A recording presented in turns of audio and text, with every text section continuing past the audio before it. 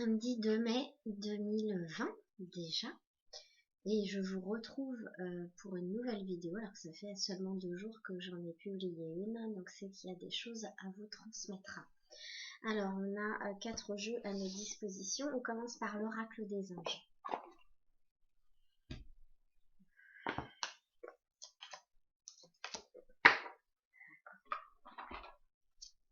La carte sur le travail énergétique. La vie peut dynamiser parce que son essence même est électrisante.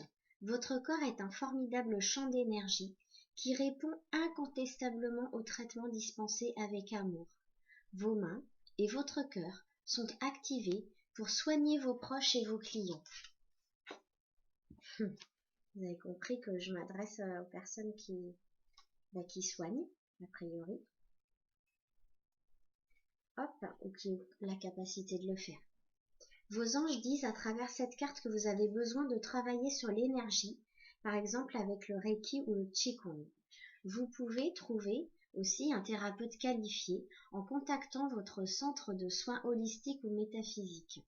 Les anges vous suggèrent de vous engager pour une ou plusieurs séances à recevoir un traitement énergétique. Ce message peut également signifier que le but de votre vie est de donner des soins aux autres.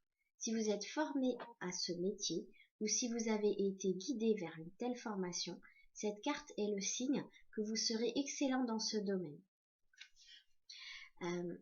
Elle dit aussi cette carte: purifiez votre maison ou votre environnement professionnel. Vous êtes très réceptif aux énergies.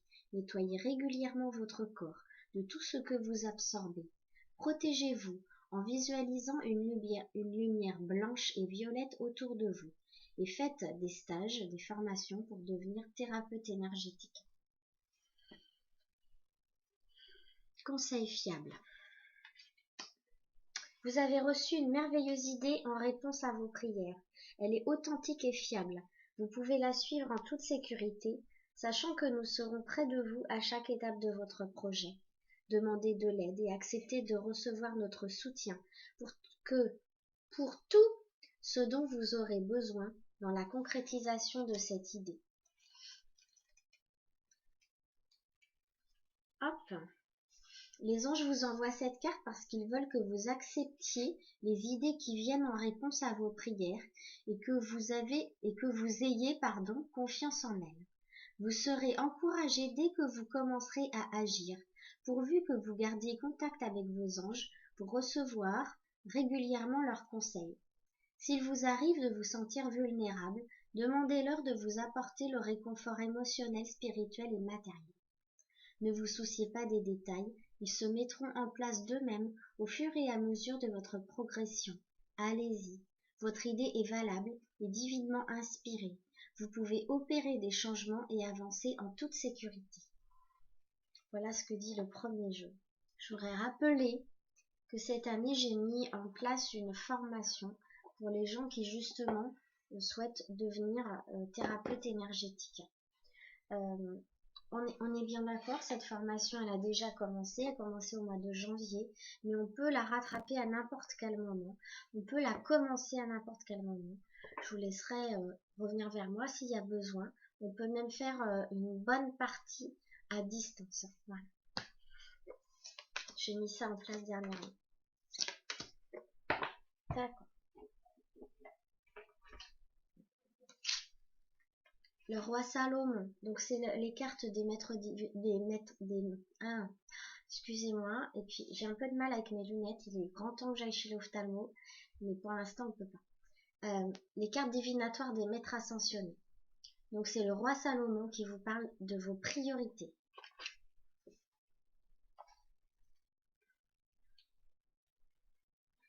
Hop, je l'ai. Consacrez du temps à vos priorités, même s'il faut pour cela vous coucher plus tard ou vous lever plus tôt. Le moment est tout indiqué pour travailler sur un projet qui vous tient à cœur, même si vous ne savez pas exactement comment aborder ce projet, ou que vous craignez de ne pas être à la hauteur de votre rêve. Essayez tout de même. Le seul fait de consacrer du temps et de l'énergie à vos véritables priorités vous transportera de joie, car votre moi intérieur se sentira aimé et comblé. Investir dans vos priorités, c'est investir sur vous-même. Cessez de tout remettre à plus tard ou de viser la perfection. Divisez votre objectif principal en plusieurs petites cibles à atteindre et procédez par étapes. Remaniez votre emploi du temps de manière à vous consacrer régulièrement à vos priorités. Refusez avec fermeté tout ce qui vous détourne du chemin que vous vous êtes tracé. Après, c'est Maître Ragoczy qui vous parle d'enseignant. Alors, qu'a-t-il à nous dire? Cette carte concerne l'apprentissage et l'enseignement. Vos expériences de vie et les gens que vous avez côtoyés vous ont beaucoup appris, et il est temps d'en faire profiter les autres. La situation dans laquelle vous vous trouvez en ce moment vous permet d'évoluer sur le plan spirituel et vous inculque d'importantes leçons de vie. Dès que vous les aurez comprises et acceptées, vos anciens schémas de comportement céderont la place à de merveilleuses nouvelles expériences. Cette personne ou cette situation vous fait vivre des expériences de vie importantes en ce moment. Oh oui, c'est un vrai enseignement. Demandez-vous, qu'y a-t-il de bon pour moi dans cette situation? L'enseignement joue un rôle dans votre mission de vie. Pardonnez peut-être à un ancien enseignant qui vous aurait fait du mal, ou on vous presse d'enseigner. Aussi pour moi. Lâcher prise, c'est Kuan Yin. Alors, lâcher prise. Il est temps de cesser de lutter ou de tenter de forcer les choses. Aller contre le courant universel ne peut qu'entraîner blocage et frustration.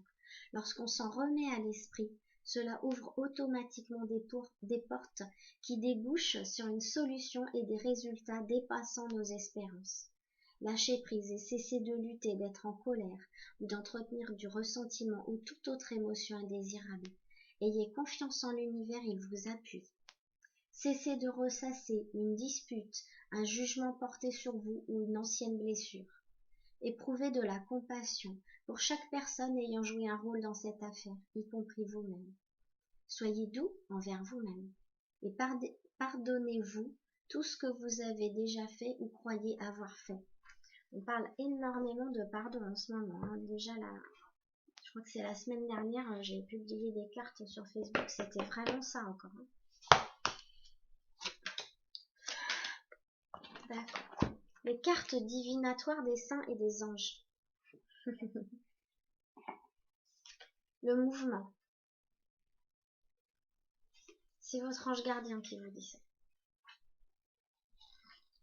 D'être en mouvement tout le temps. Ce message parle de mouvement. Il y a de fortes chances qu'il signifie que vous déménagerez bientôt dans une nouvelle maison. Vous envisagiez cette possibilité et ce message prouve la justesse de l'idée. Les anges vous aideront à localiser une nouvelle maison magnifique et vous assisteront dans les démarches pour quitter votre demeure actuelle. Confiez au ciel tout souci concernant cette question et ayez foi que la situation financière, les préoccupations familiales et les autres éléments seront pris en charge. Ce message vous dit également de bouger davantage, c'est pas que le déménagement. Les anges vous demandent de créer du mouvement dans votre vie en faisant bouger votre corps. On vous invite à vous balancer et à danser au son de la musique, à faire de l'exercice, à marcher dehors, à jouer avec les enfants et ainsi de suite. Tout ce mouvement vous aide à repartir à neuf. Il annonce la venue de nouvelles personnes, expériences et occasions merveilleuses. Alors remettez à Dieu et à vos anges gardiens tout souci quant à la réalisation de ces changements.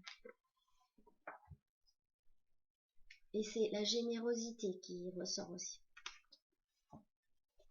La générosité, voilà. On vous demande de commencer ou de continuer à donner du temps, de l'argent, de l'assistance ou des biens.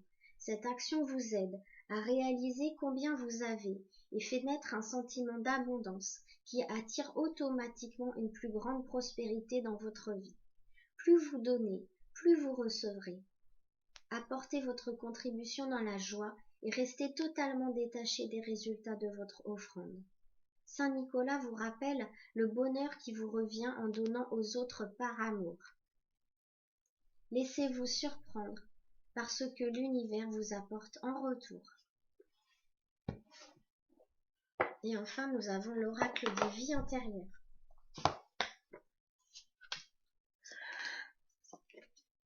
D'accord. Les navires.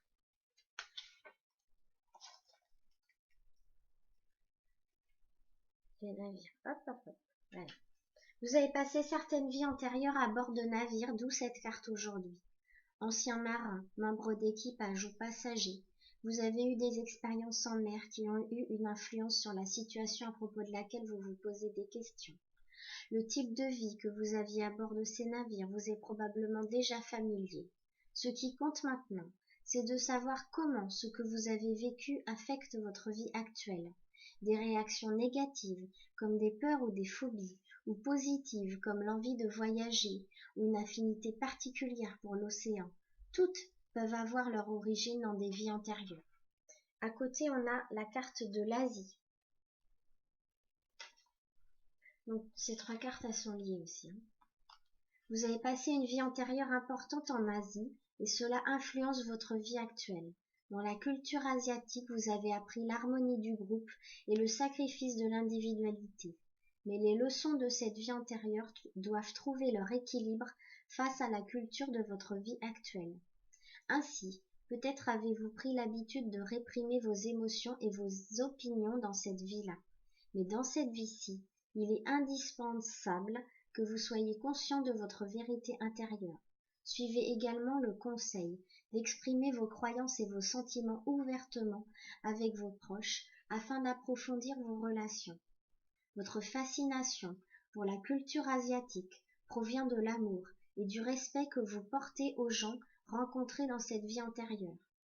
Envisagez de voyager en Orient afin de vous reconnecter avec votre ancien moi et d'en apprendre plus sur le précédent voyage de votre âme. Et la dernière, c'est la carte de la santé.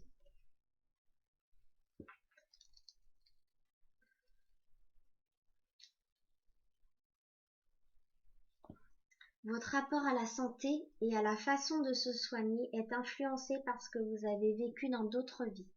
Vous souffrez peut-être physiquement en raison d'un problème que vous avez rencontré dans votre dernière vie. Il est possible que vous vous soyez réincarné tellement vite que vous n'avez pas eu le temps de traiter les problèmes sous-jacents. Votre santé physique vous a fait souffrir, mais elle vous a aussi apporté un niveau de compassion plus profond que celui que vous auriez pu atteindre dans un corps sain. Tout à fait. Vous avez également développé un talent de guérisseur qui peut profiter aux autres. En fait, vous savez peut-être déjà que vous êtes un guérisseur. Vous avez acquis ce savoir-faire dans des vies antérieures quand vous guérissiez les autres. À cette époque-là, vos besoins terrestres étaient sans doute pris en charge par la communauté, si bien que vous avez peut-être du mal aujourd'hui à vous faire payer pour vos soins de guérisseur. Il est utile de comprendre que dans la société occidentale actuelle, tout le monde doit être rémunéré pour son travail, même ceux qui fournissent des services fondés sur la spiritualité. Oui. Voilà. Je vous remercie de m'avoir écouté. Je vous souhaite un très bon week-end. Au revoir.